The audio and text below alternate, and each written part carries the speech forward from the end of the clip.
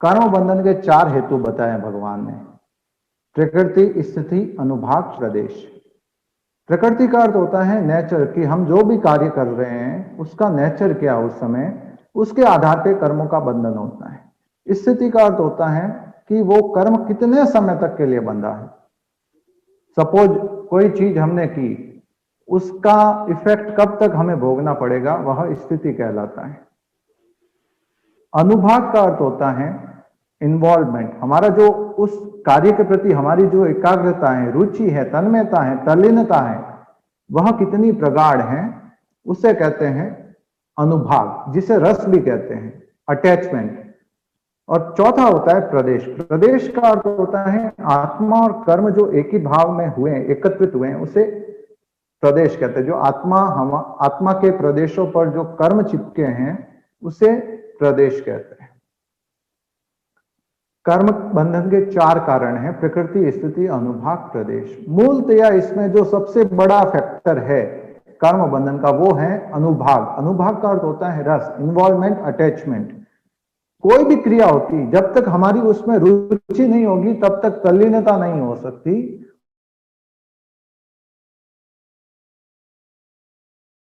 कारण कोई रहता है तो वह है अनुभाग। अनुभाग का अर्थ हो गया एक तरह से उस चीज के प्रति आकर्षण। अनुभाग जुड़ा हुआ है कषायों से, क्रोध, मान, माया, लोभ। कोई भी कार्य कर रहे हैं हम, उसमें जितने हमारे ये कषाय तेज रहेंगे उतना ही प्रगाढ़तम कर्मों का बंधन होगा, और जितने कषाय कम रहेंगे उतना ही कम कर्मों का बंधन होगा। इसीलिए सबसे ज्यादा जरूरी होता है इन कषायों को समझने का प्रयास करना। प्रकृति, स्थिति, अनुभाग, प्रदेश।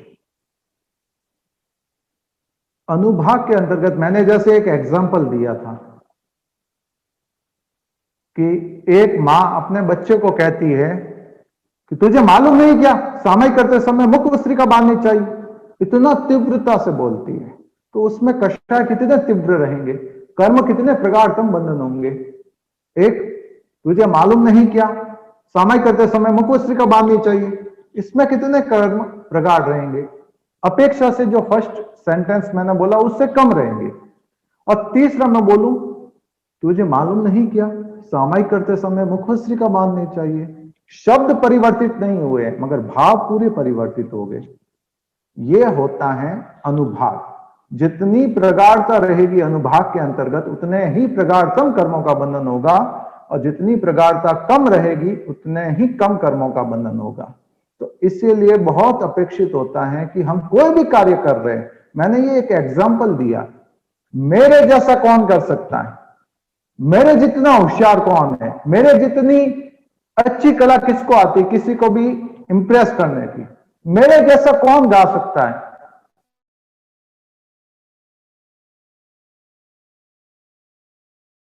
जितना मान कषाय तेज रहेगा उतना ही प्रगाढ़तम बंधन होगा। मैंने खंदक आचार्य का उल्लेख किया था एग्जाम्पल के लिए।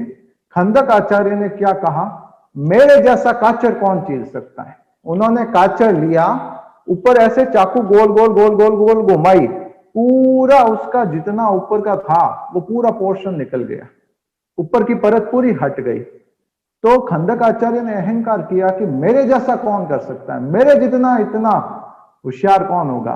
तो ये अहंकार के कारण उनके ऐसे निकाचित कर्मों का बंधन हुआ कि 12.5 करोड़ भव बाद जिस भाव में वे मोक्ष जाने वाले थे उस जन्म में आचार्य थे, राजकुमार राजा के घर जन्मे थे, आचार्य बने थे, प्रगाढ़तम पुरुषार्थ था, कुछ ही घंटों में वे मोक्ष श्री का वर्ण करने वाले थे। उस भव में पूरे शरीर की चमड़ी उतार दी गई, खाली एक कांचे छीलने के अहंकार के कारण। और अब आप मुझे ये बताने का प्रयास कीजिए कि हमने इस जन्म में कितनी काचरे ऐसी छीली होगी, कितनी काचरे ऐसी सुधारी होगी, कितने ककड़ी या टमाटर को शेप में सुधारा होगा, कितने अलग अलग शेप के हमने डेकोरेशन किए होंगे सब्जियों के। कई जगह मगरमच्छ बनाए जाते हैं पाइनएप्पल के ऊपर के शेप से, कई जगह तरबूजों में, खरबूजों में जानवरों के शेप दिए जाते हैं। यदि कोई आपके शरीर के बॉडी के पार्ट्स के अंदर छेद करके इस तरह से डेकोरेट करे तो आपको कैसा फील हो? वे एकेंद्रीय हैं इसलिए उनका कोई फीलिंग नहीं है, उनको कोई फील नहीं होता है क्या? मैं करबद्ध विनम्रता से निवेदन करता हूं, जहां तक हो इस अनासक्ति से बचने का प्रयास करें, इस रस अनुभाग से बचने का प्रयास करें, तो आपके प्रगाढ़तम कर्मों का बंधन नहीं हो पाएगा। अन्यथा पाप किसी का बाप नहीं है।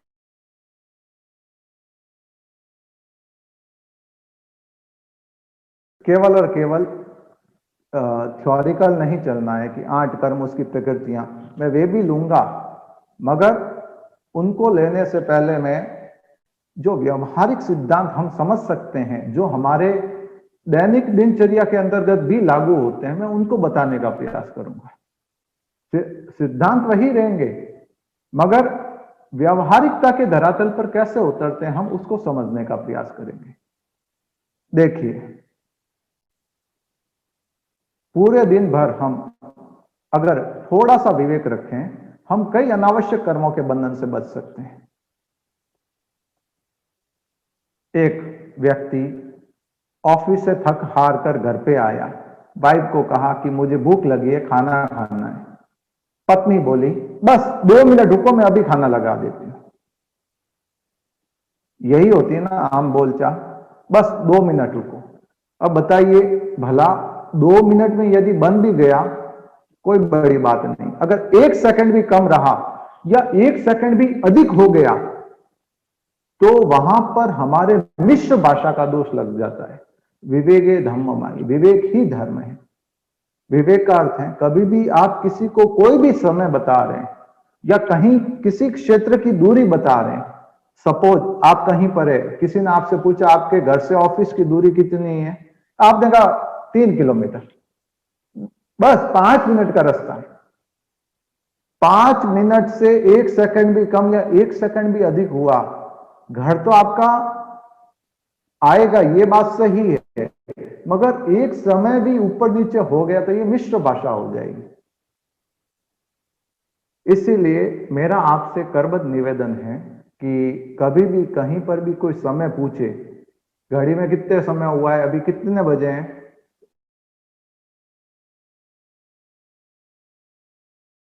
आप कहोगे 9:19 हुए। अगर आपने ये कहा, उसमें कुछ सेकंड ऊपर भी तो गए होंगे ना। अगर गए हैं तो ये मिश्र भाषा होगी मेरी। 9:19 ये तो ठीक है, हो चुके हैं, मगर इससे ऊपर सेकंड भी तो जा चुके हैं ना, तो ये हो गया मिश्र भाषा। इसीलिए कभी भी आप समय बता रहे हो या दूरी बता रहे हो, उसमें लगभग शब्द का प्रयोग करना। लगभग 2 बजे हैं, लगभग 9:20 होने वाले हैं, लगभग आधा किलोमीटर है, लगभग 5 मिनट में खाना बनाए। कई लोग कहते हैं कि नरेश जी 9 बजे क्लास है ना आपकी, मैं यही कहता हूं हाँ लगभग 9 बजे है। कारण क्लास वेबिनार पर होनी, जूम पर होनी, अगर 1-2 मिनट भी ऊपर नीचे हो गए ना, ये मेरे मिश्र भाषा हो जाएगी। मैंने क्लास ली वह तो सही है, मगर एग्जैक्ट 9 बजे नहीं ली।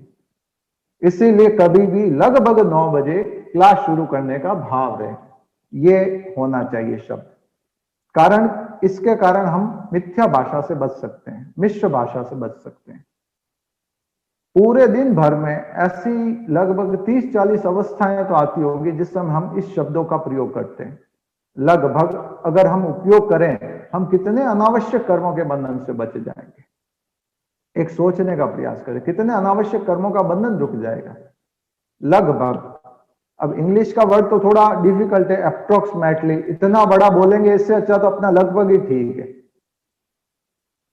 कई बार आपने देखा होगा कि साधु साधियों को हम निवेदन करते हैं कि महाराज मेरे यहाँ गोची के लिए कृपा कराना, महाराज कहते हैं कि आने का भाव है।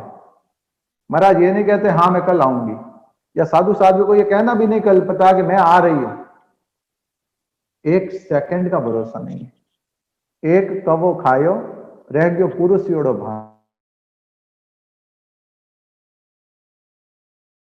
दूसरे रोग के ठिकानो है, एक कवो खायो रह गयो पुरुष योड़ो भानो है। बीच में ही कालाड़ चोटी पकड़ी, सावधान रही जे मौत सामने खड़ी। एक पैर मैंने बढ़ाया है, एक डग भरा है मैंने, दूसरे का क्या भरोसा है कि मेरा आयुष्य पूरा हो जाए।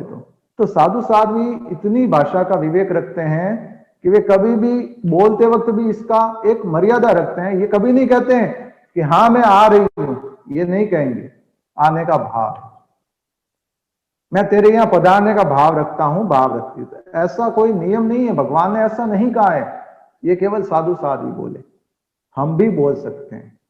मेरे को तो प्राय ये शब्द जमा हुआ है। कोई कहता ना कि नरेश जी आज इधर आना है, तो मैं ये कहता हूं हाँ आने का भाव है। तो कहते हैं क्या महाराज बनने वाले हो क्या? नहीं, महाराज बनने की जरूरत नहीं है भाव बोलने के लिए। ये बोलने से हमारे मिश्र भाषा का दोष टल जाता है। कोई कारण हो गया, सपोज कोई पारिवारिक परिस्थिति ऐसी निर्मित हो गई कि मैं नहीं आ पाया, तो मेरे अनावश्यक झूठ का दोष लग जाएगा, या वो कार्य नहीं करने के लिए कहीं ना कहीं वो मिथ्या भाषा हो जाएगी मेरी।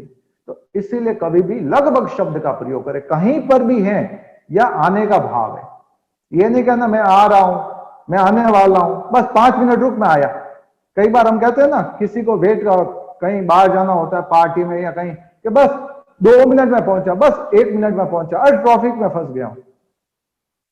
कभी भी लगभग शब्द लगा दो कि लगभग बस 5-7 मिनट में पहुंचने वाला हूं, लगभग आने वाला हूं, लगभग पहुंचने का भाव है। पहुंचने का भाव है शब्द रहेगा तो ठीक है। बीच में ही कभी कोई आकस्मिक घटना घटित हो गई, तो हमें कहीं और जाना पड़ गया, तो कहीं ना कहीं हमारी बात मिथ्या नहीं होगी। आप सार तत्व इतना समझ लीजिए, कहीं पर भी ना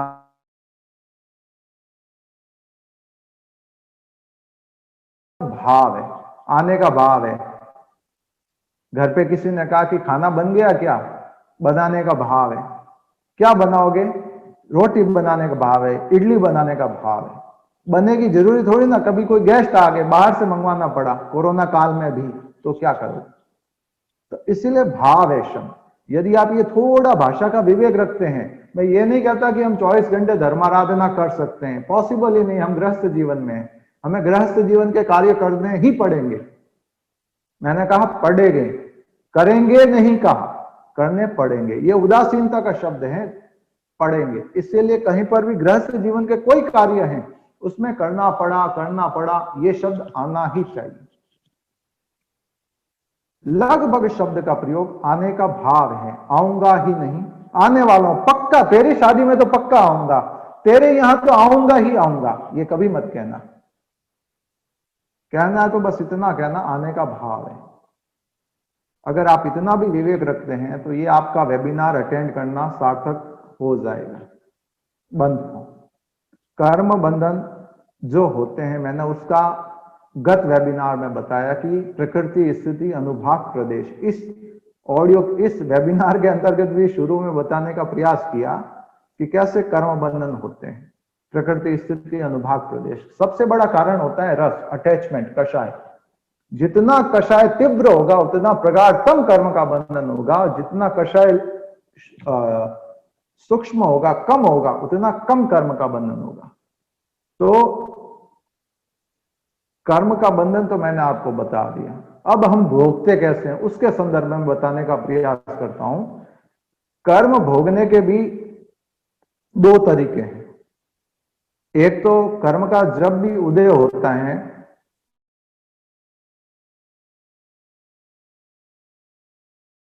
अर्थ होता है कि जो कर्म हमारे आत्मा पर ही उदय में आ रहे हैं, हमें एहसास नहीं करवा रहे हैं, हमें मालूम नहीं पड़ रहे हैं, वो होता है प्रदेशोदय।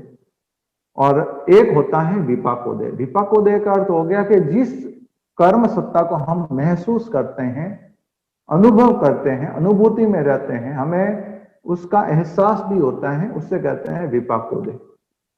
कर्म का उदय दोनों तरह से चल रहा होता है हमारे। विपाकोदय कोई निमित्त मिला तो वो उदय में आ जाता है, अन्यथा प्रदेशोदय में अनवरत चलता रहता है। मैं इसके ऊपर सैकड़ों एग्जाम्पल दे सकता हूं। गृहस्थ जीवन में तो कितने क्रियाकलाप होते हैं हमारे। देखिए, प्रदेशोदय, विपाकोदय, इसको समझाने के लिए एक छोटा सा एग्जाम्पल देता हूं।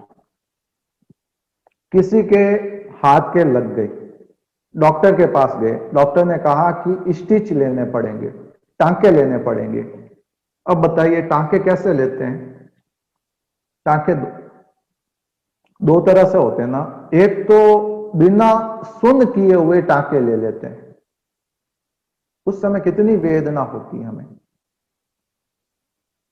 और एक होता है कि बिना सुन किए हुए, एक तो सुन करके टांके लेते हैं, उस समय वेदना नहीं होती, और एक होता है बिना सुन किए हुए टांके लेते हैं, जिस समय कितनी भयंकर वेदना महसूस करते हैं, चिल्लाते हैं। कई लोगों के अगर टांके कभी लिए, स्टिच लिए किसी चोट के कारण कोई ऑपरेशन में, तो उस समय कितनी भयंकर वेदना होती होगी, या तो केवल बता सकते हैं या जिसके वो टांके आए वो बता सकते हैं। कभी काम भी नहीं पड़े ऐसा। यही मंगल कामना करते हैं स्वयं के लिए भी और सभी के लिए भी। सबसे बड़ी चीज है कि जब हम हमारे लगते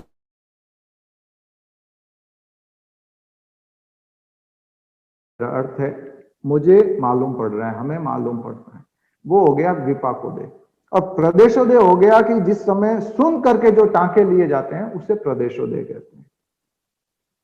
दूसरा एग्जाम्पल आता है कि आपको अगर मालूम हो, पहले कभी भी हमारे इधर पीठ दुखती थी, हाथ दुखता था, पैर दुखता था, तो एक वो पट्टी आती थी ब्लैक कलर की, और पीछे वो छेद वाली पट्टी आती थी, आज भी आती है, तो वो पट्टी लगा देते थे। कोई कहते हैं डामर की पट्टी है, अब डामर की है या नहीं, वो भगवान मालिक है, उसको बनाने वाले जाने या जितनी जानकारी है वे जाने, मगर वो डामर की टाइप काली पट्टी आती थी, वो पीठ के ऊपर, गले के ऊपर कई लोग लगाते थे। ये 4-5 दिन तक रहती थी तो वो दर्द को अंदर से खींच लेती थी। जब वो पट्टी वापस उतारने की बारी आती ना, तो कहा जाता था केरोसिन लगा के उसको निकालते थे, क्योंकि अगर बिना केरोसिन के निकालते ना तो चमड़ी खींचती, बाल खींचते, दर्द होता। और वो केरोसिन लगाकर अगर उस पट्टी को निकालते तो हमें दर्द महसूस नहीं होता, अपने आप वो धीरे धीरे निकल जाती पूरी पट्टी। तो बिना दर्द के जो पट्टी निकल रही है वो है प्रदेशोदय। जो हमारे कर्म आत्मा पर ही भोगे जा रहे हैं अनवरत, वो है प्रदेशोदय। और विपाकोदय वो है जो हमें महसूस हो रहे। कभी भी किसी के कोई कमर में दर्द होता है, वो पेन किलर ले लेता है, जैसे ही पेन किलर लिया, क्या दर्द ठीक हो गया? क्या दर्द कभी ठीक नहीं होता है, मगर उसकी जो अनुभूति है वह समाप्त हो जाती है हमारे उस दवाई के कारण, उस गोली के कारण, उस टैबलेट के कारण। तो दर्द प्रदेशोदय में चला गया है, विपाकोदय में हमें महसूस नहीं हो रहा है। यह होता है फर्क। जो कर्म आत्मा पर भोगे जाते हैं उसे प्रदेशोदय कहते हैं, और जो हम खुद महसूस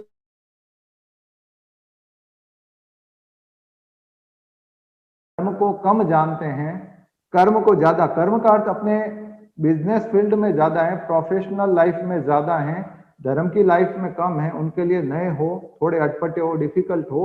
मगर मैं आपसे विनम्र निवेदन करता हूं, यदि आपने अनवरत जो ये वेबिनार होने वाला है सैटरडे को, उसको अटेंड किया, तो मैं विश्वास कर सकता हूं, क्योंकि मुझे तो विश्वास है कि कर्म बंधन आपका पक्का लगभग 70-80% तो कम हो ही जाएगा।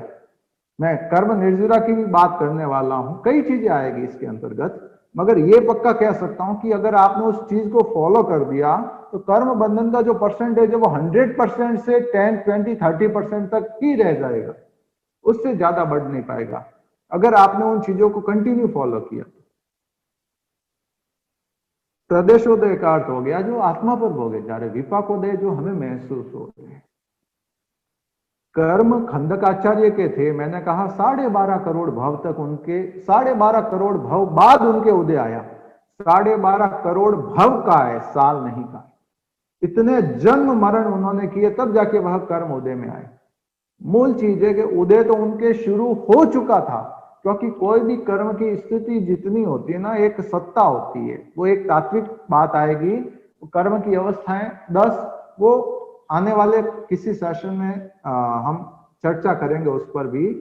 मगर जो अबाधा काल कहते हैं या सत्ता कहते हैं, स्टॉक में जो कर्म रहता है उसका एक लिमिटेशन होता है, उसके बाद वह उदय शुरू हो जाता है, और वह उदय रहता है प्रदेशोदय। वो हमारे भीतर ही भीतर उदय शुरू रहता है हर कर्म का। निमित्त मिला, उदय आ गया, निमित्त नहीं मिला, प्रदर्शोदय में चला गया। मैं आपसे पूछूं कि जो हमें नींद आती है ना, हम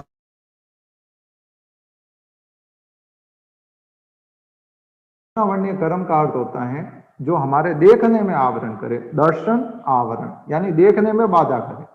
तो जब हम नींद में होते हैं तो हमें देखने में बाधा होती है, हमें कुछ दिखाई नहीं दे रहा होता है, तो ये दर्शनावर्णीय कर्म का उदय होता है जिसके कारण हमें नींद आती है। तो दर्शनावर्ण्य कर्म का उदय अनवरत चलता रहता है। ऐसा नहीं कि रात को उदय में आया, सुबह उदय खत्म हो गया, फिर वापस रात को थके हुए घर पे आए, 10-11 बजे उदय में आया, फिर सुबह पूरा हो गया। ऐसा नहीं चलता है। उदय अनवरत बना रहता है, अनवरत चलता रहता है। होता क्या है कि जैसे ही हम नींद से उठे सुबह, वो उदय प्रदर्शोदय में चला गया। आप यदि कोई जैसे छाछ पी लो, दही खा लो, या कोई ऐसा लेक्चर या वेबिनार अटेंड कर दो जैसे कि ये है, जो सीधा आपके ऊपर से ही जाए, बाउंस होता रहे, तो आप क्या हो जाएंगे, आंखें भारी होनी शुरू हो जाएगी, नींद आनी शुरू हो जाएगी। कोई अगर ऐसी गोली ले ले नींद लेने की, या आती है ना, तो वो गोली ले ले तो उसके प्रभाव से उसकी नींद आ सकती है। तो कोई भी निमित्त मिला, वो प्रदेशोदय से विपाकोदय आ गया, और निमित्त नहीं मिला तो अंदर चला गया। आपकी लाइफ के अंतर्गत कितने लोगों से आपने मनमुटाव किया होगा, बोलचाल की होगी, आज भी आप उनसे बात नहीं करते होंगे, मगर आप उनको रोज याद नहीं करते। होता है ना, किसी शख्स से आपकी आज से 15-17 साल पहले, जब आप स्कूल या कॉलेज लाइफ में थे, कोई ऐसे अगर बड़ी एज के हैं उनके लिए कह रहा हूं, अगर कोई छोटी एज में है तो बात अलग है, तो उस समय आपका किसी से कोई बोलचाल हुई थी, मनमुटाव हुआ था, किसी से लड़ाई हुई थी,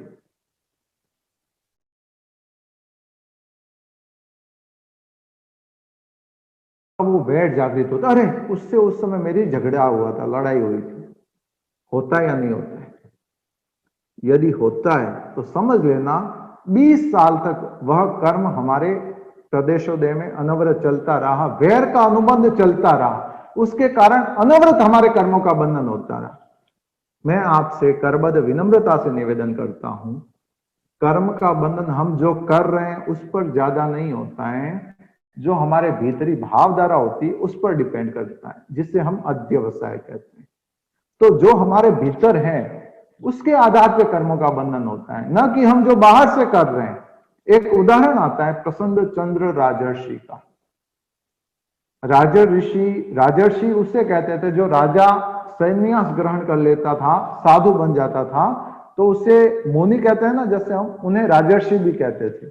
नमी राजर्षि, प्रसन्न चंद्र राजर्षि। तो जो राजाओं ने संसार त्याग कर संयम जीवन स्वीकार किया उसे राजर्षि कहते थे। प्रसन्न चंद्र राजर्षि ध्यानस्थ खड़े थे। राजा सैनिक भगवान महावीर के प्रवचन सुनने के लिए जा रहे थे, उनके दो आगे सैनिक चल रहे थे, वो थोड़े उद्दंड थे, धर्म के अंदर इंटरेस्ट नहीं था, मगर राजा के सैनिक है, सेवक है, इसीलिए उनको जाना पड़ता था भगवान के समोशरण में। तो उन्होंने प्रसन्न चंद्र राजर्षि को देखकर क्या बोला कि यार देखो, ये तो इधर दीक्षा लेकर बैठ गए, मुंह सिर मुंडाकर इधर साधना कर रहे हैं, और इनके राज्य के ऊपर तो आक्रमण हो गया है, और इनका लड़का छोटा है, शत्रु सेना पूरे राज्य का संहार कर देगी, मार देगी सबको। अब प्रसन्न चंद्र राजर्षि ध्यानस्थ खड़े थे, मगर कानों में शब्द गए। शब्द जाते ही उनके उत्तेजना शुरू हो गई, अरे मेरे राज्य के ऊपर आक्रमण कर दिया, मैं अब क्या कर, मैं युद्ध कर रहा हूं, मैं ऐसे सैनिकों को मार रहा हूं, मैं ऐसे कर रहा हूं।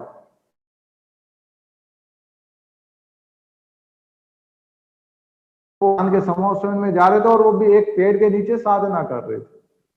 तो भगवान से उन्होंने पूछा कि बनते प्रसन्न चंद्र राजर्षि इतने भावों से ओतप्रोत होकर साधना कर रहे, यदि इस समय उनका आयुष्य पूरा हो तो कहां जाएंगे? तो भगवान ने कहा कि पहली नरक। राजा सैनिक को हजम ही नहीं हो रहा है, प्रसन्न चंद्र राजर्षि तो ध्यानस्थ खड़े हैं, ध्यान में खड़े हैं, और वो पहली नरक कैसे? भगवान ने कुछ गलती कर दी क्या? यह भी विश्वास है भगवान झूठ नहीं बोलते हैं और मजाक भी नहीं करते हैं। चलो मैं तो चतमस्तु में आपसे मजाक भी कर सकता हूं, वो भगवान क्यों मजाक करेंगे? राजा सैनिक ने वापस पूछा, बनते अभी अगर प्रसन्नचंद्र राजर्षि आयुष्य पूरा करे तो कहां जाएंगे? भगवान ने कहा दूसरी नरक। राजा सैनिक के डाइजेस्ट नहीं हो रही बात।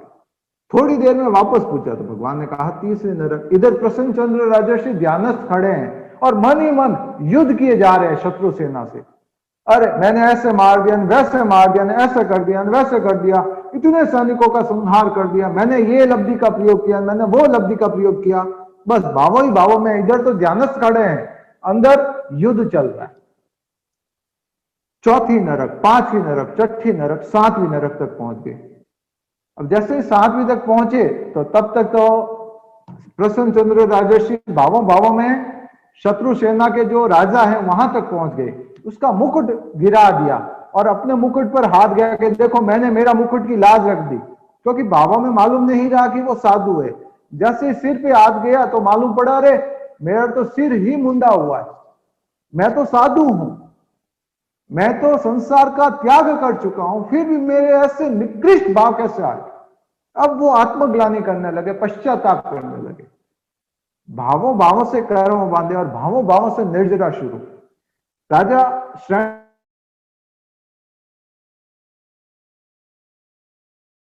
छठी नरक, जैसे स्टॉक मार्केट में कई बार होता है ना कि कोई स्टॉक या शेयर मार्केट एकदम हाई चला जाता है 500-700 पॉइंट, फिर एकदम 1000 पॉइंट माइनस हो जाता है।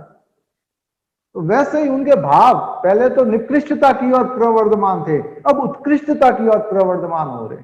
उस समय कषाय की उद्दीप्तता ज्यादा थी, अब विशुद्धि की पराकाष्ठा उत्कृष्ट हो रही है। तो वे अब पश्चाताप कर रहे हैं, ओहो मैंने कैसे भाव ला दिए, मैंने कितना भावों भावों से कर्म बंधन कर लिया, कितनी क्रूरता मेरे में, इतनी निकृष्टता आई कैसे मेरे में। ऐसा सोचते गए और भगवान से राजा श्रेणी पूछते गए, बनते अब कौन सी नरक? भगवान सांस से शुरू हुए, छठी नरक, पांचवी नरक, चौथी, तीसरी, दूसरी, पहला देवलोक, दूसरा देवलोक, तीसरा, करते करते सर्वार्थ सिद्ध। भगवान ने कहा प्रसन्नचंद्र राजर्षि निर्वाण को प्राप्त हो गए, मोक्ष पधार गए।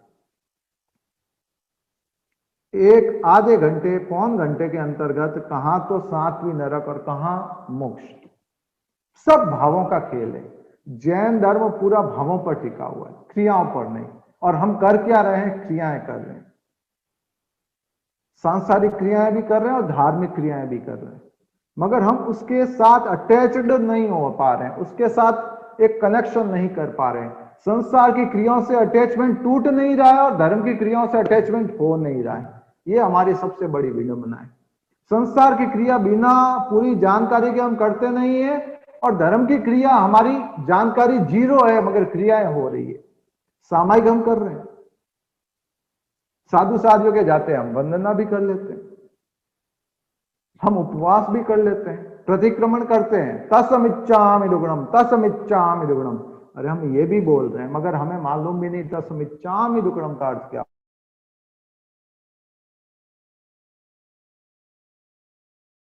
प्रश्न उठाने वाला नहीं, जवाब भी देने वाला हूं। तस्मिच्छामि दुक्कडम अर्थात तस् यानी इसमें, मिथ्या, मिच्छामि यानी मिथ्या हो, दुक्कडम यानी दुष्कृत, मेरे द्वारा किए हुए जो भी गलत कार्य हैं वह मिथ्या हो, निष्फल हो, ये इसका भाव होता है। तो हम धार्मिक क्रियाएं केवल कर रहे हैं, हमारा अटैचमेंट नहीं है। बंधुओं, मैं आपको कोई नई साधना नहीं सिखाने वाला। कर्मवाद की इस वेबिनार सीरीज के अंतर्गत मैं खाली ये बताने वाला हूं कि हमारी केवल सोच बदल जाए तो, कहते हैं ना, अगर दृष्टि बदल जाए तो पूरी दिशा बदल जाएगी। एक वो कहावत ही भूल गया मैं, चलो, अगर हमारी सोच परिवर्तित हो जाए तो पूरी प्रकृति, हमारा व्यवहार, हमारा कर्म सत्ता सब कुछ परिवर्तित हो जाएगी। सब सोच पर निर्भर है, क्योंकि कर्म का बंधन भी सोच के आधार पे होता है, कर्मों का निर्जरण भी सोच के आधार पे होता है। सोच अगर सकारात्मक है, पॉजिटिव है, हमारे कर्म निर्जरा, और सोच अगर नकारात्मक है, नेगेटिव है, हमारे कर्म बंधन। सोच का खेल है। एक व्यक्ति फुटपाथ पर सो रहा है, उसको नींद अच्छे से आ रही है, दिन का मजदूरी करके 200 कमाया फिर भी सुखी है, और एक ने 5 करोड़ रुपए कमा दिए, कोई बहुत बड़ा ऑर्डर मिला जिसमें उसका प्रॉफिट बेहिसाब है, फिर भी वो रात को टेंशन में, अरे यार 5 करोड़ कमाए, इसमें तो सरकार को कमीशन टैक्स भी देना पड़ेगा 25-30%, उसको बचाऊं कैसे, कैसे कैसे कुछ खर्चे ऐड कर दूं या कहां कहां इन्वेस्ट करूं, ये करूं वो करूं, उसको नींद ही नहीं आएगी।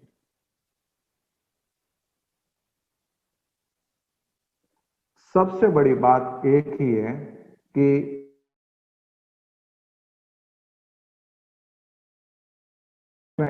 उसको कम करना है और धर्म की हर क्रिया के अंतर्गत अटैचमेंट को बढ़ाना है। पूरी लाइफ चेंज हो जाएगी हमारी।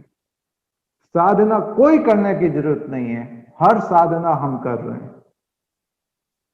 कभी आप शेयर ऑटो के अंतर्गत बैठे होंगे, जैसे सूरत में चलते हैं रिक्शा, उसमें 5 रुपए 10 रुपए में वो मार्केट तक छोड़ देता है, 4-7 किलोमीटर तक, रेलवे स्टेशन चले जाते हैं 10 रुपए 15 रुपए में शेयर ऑटो, 2-3 जने और भी कोई बैठते हैं उसमें। अगर सपोज आप ऐसे ही किसी शेयर ऑटो में बैठे हैं, आपको मालूम पड़ा कि जो आपके पास बैठा हुआ है या बैठी हुई है वो चोर है, आपके जेब में 50,000 रुपए हैं, अब आप कितनी सावधानी बरतेंगे, कितनी आपकी जागरूकता बढ़ जाएगी। अगर आप वो बाजू वाला चोर है जो, वो अगर हाथ ऐसा भी करेगा ना, आप एकदम ऐसे हो जाओगे, कितने सावचेत रहोगे आप। क्यों? आपके जेब में 50,000 रुपए, भले वो चोर है नहीं है 2 नंबर की बात है, मगर उसने थोड़ा भी अगर मूवमेंट किया, आप एकदम सचेत सावधान हो जाओगे। जितनी सावधानी हमारी एक चोर से हमारे पैसे बचाने में है, यदि उसकी 10% या 1% भी अगर सावधानी हम हमारे आत्मा पर लगने वाले कर्मों को बचाने में लगा दें, मोक्ष इसी जन्म में हो जाएगा। हर एक सांसारिक क्रिया के साथ कर्म बंधन हो रहा है, हर एक धार्मिक क्रिया के साथ कर्मों का निर्जरण हो रहा है। होता क्या है कि हमारा फोकस संसार की हर एक्टिविटी के अंतर्गत पूरा रहेगा, अटैचमेंट रहेगा, फिर वो क्रिया होगी।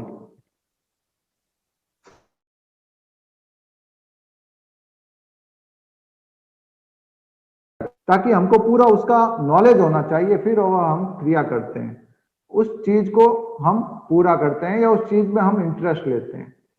यदि हमें नॉलेज नहीं है, पूरा एनालिसिस नहीं करते, तो वो काम हम नहीं करते। मैं सूरत रहता हूं, यहाँ साड़ी और पूरा ये गारमेंट एसेसरी और यही काम है, पूरा मार्केट है पूरा। मैं जब भी पार्टियों में जाता हूं ना, वो देखते हैं कोई फैब्रिक मंगाते हैं, उसकी वो कुर्ती या साड़ी या लहंगा बनाएंगे, फिर वो देखेंगे मैचिंग कैसा है। एक धागे का भी अगर कहीं फेरफार करना होगा ना, उसके लिए वापस से सैंपल बनवाएंगे। ऐसा नहीं कि बस कपड़ा लाया और कुछ भी बना दिया और बेच दिया, ऐसा नहीं होता है। एक धागा भी कहीं अगर अखर रहा होगा या मजा नहीं आ रहा होगा, मैचिंग सेट नहीं हो रहा होगा, उसको रिजेक्ट कर देंगे, वापस से नया बनाने के लिए कहेंगे। इतना परफेक्शन एक एक साड़ी के अंदर, एक एक जो भी एसेसरी इधर बनती है, चाहे कुर्ती हो या कुछ भी हो, एक एक कॉम्बिनेशन देखा जाता है, फैब्रिक का, धागे का, हर एक चीज का। जो छोटा सा बटन लगता है ना, उसका भी कॉम्बिनेशन देखते हैं, कितना परफेक्शन रखते हैं। मगर वे लोग ही जब धर्म के क्षेत्र में आते हैं तो कोई कॉम्बिनेशन नहीं, कोई परफेक्शन नहीं, बस किए जा रहे हैं, किए जा रहे हैं, और कुछ नहीं हो रहा है। कब हम वास्तविकता से अवगत हो पाएंगे? वंस मोर 84 अनादिकाल से कर रहे हैं, हर बार मनुष्य जन्म मिला, फिर पुनः 84 का चक्कर शुरू कर दिया। ये मनुष्य जन्म मिलना अनंत काल की साधना का परिणाम होता है। एक अपॉर्चुनिटी होती है कि आपके पास केवल इतना ही टाइम पीरियड है। मैं अगर तत्व की भाषा में कहूं तो मनुष्य के पास या किसी जीव के पास केवल 2000 सागरोपम का ही समय है इस भव सागर से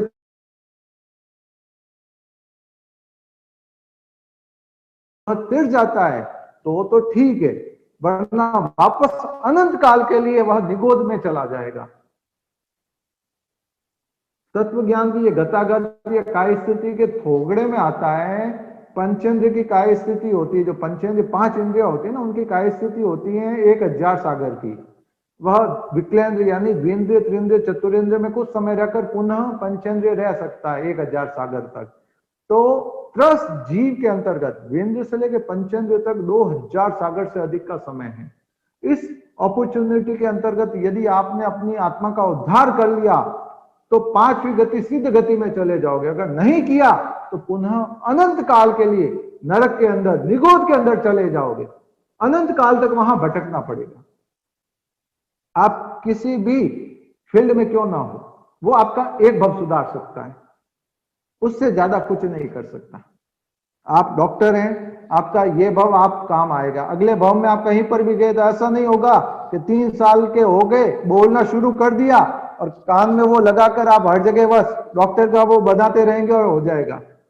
किसी ने इस जन्म में इंजीनियरिंग किया है, सीए है, तो ऐसा नहीं होगा कि 4-5 साल के हो गए तो किसी का आईटी रिटर्न, जीएसटी भरने लग गए। ऐसा नहीं होता है, वापस से एबीसीडी करना पड़ता है। तो संसार की जो भी आपकी एजुकेशन है वो खाली आपका एक भव सुधार सकती है, भवो भव नहीं सुधार सकती। मगर जो ये धर्म की एजुकेशन है आपकी, वो आपके भवो भव सुधार सकती है। और सबसे बड़ी बात कि आगामी भव में खाली एक छोटा सा निमित्त भी मिलेगा ना, वो अतीत की जो संपदा है, आपकी जो साधना है, जो आपका नॉलेज है, वो पूरा का पूरा उदय में आ जाएगा, हाथों हाथ। ज्ञान, ध्यान, साधना, ये आगामी भवों में साथ चलते हैं।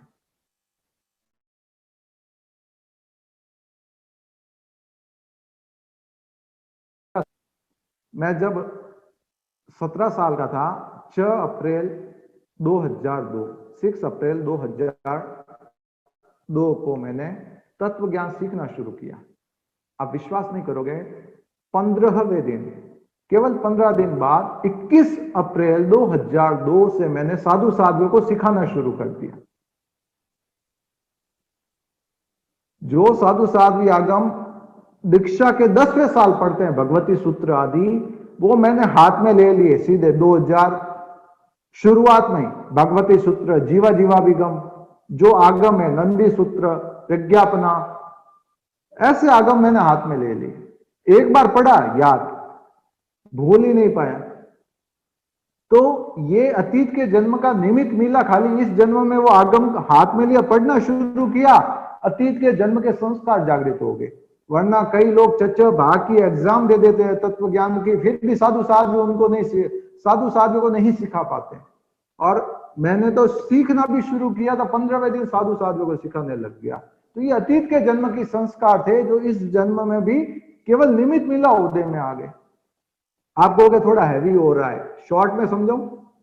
मैं आपसे निवेदन करूं कि आप एबीसीडी बोलिए, ए से लेकर जेड तक, मन ही मन बोल लीजिए। चलो मैं तो वेबिनार पर हूं, आपका म्यूट किया हुआ है, मैं आपकी सुनूंगा भी नहीं, मगर आप मन ही मन बोल दीजिए एबीसीडी,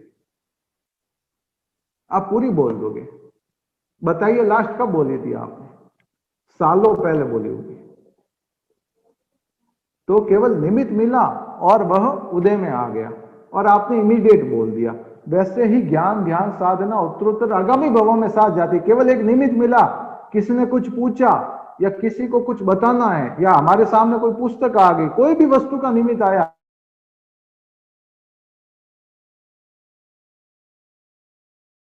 हमारी क्लास चल रही है ना, लगभग ध्यान रखना है। तो मैं ये वेबिनार लगभग 10 बजे पूरा करने का भाव रखता हूं। आपकी जिज्ञासा समाधान का भी समय रहेगा।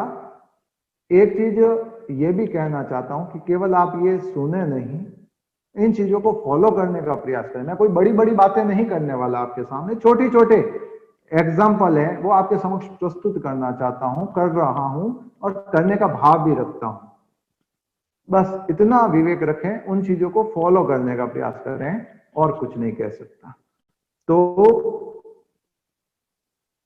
ये आप आज इस जन्म में जिस भी फील्ड में हैं, आप पूरा अपनी परफेक्शन के साथ कार्य करते हैं, पूरा एनालिसिस करके कार्य करते हैं। तो धर्म के क्षेत्र में भी एनालिसिस करने का प्रयास करें कि मैं सामायिक क्यों कर रहा हूं, किस लिए करनी है, इससे क्या मिलेगा। कहते हैं कि 3 शब्द हमेशा याद रखिए, क्या, क्यों, कैसे। किसी भी फील्ड में आप, चाहे बिजनेस में है या स्पिरिचुअल लाइफ में है, प्रोफेशनल लाइफ में या कहीं पर भी है, ये 3 शब्द याद रखिए, आप कभी पीछे नहीं रहेंगे। कोई भी आपके सामने नई चीज आए, ये क्या है, होता है ना, मैं एग्जांपल दूं, कोई कपड़ा आपके सामने, आपके कपड़े की दुकान है, साड़ी की दुकान है या कुर्ती की दुकान है, ये फैब्रिक कौन सा है, वो बोला ये तो कॉटन है, कि साड़ी में कॉटन तो नहीं चलता, मेरे तो सिंथेटिक चलता है, तो यही साइड हो गया। और किसी ने कहा कि नहीं मैं तो कॉटन पे बनाना चाहता हूं, या मैं पॉलिस्टर पे बनाना चाहता हूं, मैं सिल्क पे बनाना चाहता हूं, तो फिर वो एनालिसिस हो गया, क्या, क्यों, कैसे। धर्म के क्षेत्र में है तो सामायिक का अर्थ क्या है, ये क्यों करें, कैसे करें। एक नई चीज बता देता हूं, ये 3 शब्दों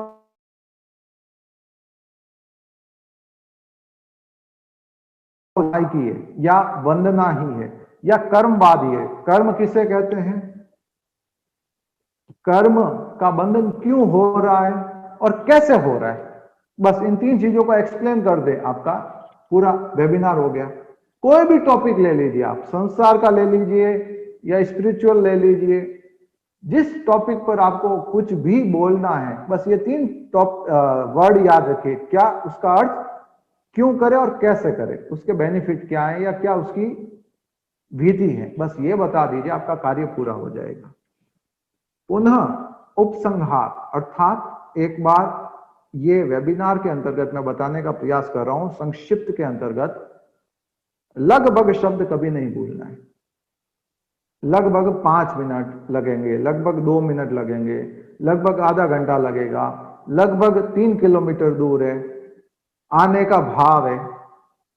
कर्म का बंधन प्रदेशोदय में भी चलता रहता है, विपाकोदय में भी चलता रहता है। निमित्त मिलता है, विपाकोदय में आ गया, नहीं है तो प्रदेशोदय में चला गया। बुखार आ रहा है, हमने गोली ली, बुखार ठीक नहीं होता है, बस उसकी फील कम हो जाती है। हमने पसीना होता है, बुखार हम कहते हैं ना कि ऊपर से ठीक हो गया, अंदर अभी भी मौजूद है, तो बस वही प्रदेशोदय विपाकोदय है।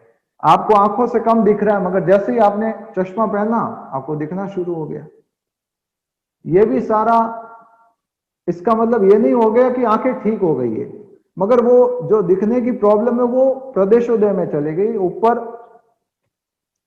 ऐसे कई एग्जाम्पल हैं, मैं बताने का प्रयास करूंगा अगले वेबिनार के अंतर्गत। लगभग अगर अनुकूलता रही तो 5 निमित्त के बारे में बताने का भाव है। कई चीजें जो हम करते हैं, जैसे हाथ पर कई होंगे,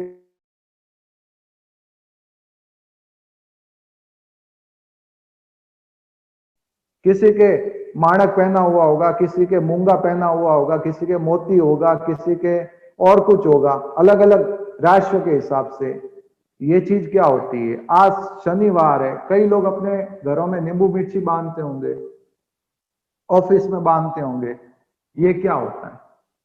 कई लोग बाहर जाते हैं तो दही का शगुन लेके जाते होंगे, ये क्या होता है। तो इससे जुड़ा हुआ अगला वेबिनार है 5 निमित्त, जो मैंने आज विवेचित किया ना कि प्रदेशोदय विपाकोदय। तो विपाकोदय क्या होता है कि निमित्त मिला, कर्मोदय में आ गए। खंदक आचार्य को जिनके शरीर की चमड़ी उतार दी गई, उनको पालक मंत्री का निमित्त मिला, क्योंकि ये पालक मंत्री ही था जो 12.5 करोड़ भव पूर्व उस काचर का जीव था। 12.5 करोड़ भव तक वो पालक मंत्री खंदक आचार्य को नहीं मिला, इसीलिए उनके शरीर की चमड़ी बची हुई रही। अगर वो पहले ही मिल जाता तो पहले ही कर्म स्वाहा हो जाते। जैसे ही मिलता कर्म का उदय होता और उसके कारण उनको भोगना होता, कारण कि ये निकाचित कर्म बन चुके थे। कई चीजें आने वाली हैं, मगर समय सापेक्ष। आपका साधर्मिक। ओम आरहम।